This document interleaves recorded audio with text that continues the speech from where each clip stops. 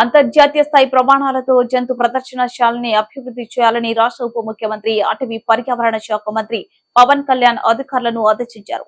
Public private భాగస్వామ్య విధానంలో విధులు సమకూర్చడంలో అరుదైన జంతువుల్ని దిగుమతి చేసుకోవడంపై దృష్టి పెట్టాలని సూచించారు. బుధవారం మంగళగిరిలోని ఆయన నివాసంలో చైర్మన్ హోదాలో zoo park authority of AP governing body 14వ సమావేశం నిర్వహించారు. ఈ సందర్భంగా ఆయన మాట్లాడుతూ విశాఖ తిరుపతిలోని జంతు ప్రదర్శనశాలకు ఎక్కువ మంది పర్యాటకులు వచ్చేలా చర్యలు తీసుకోవాలి.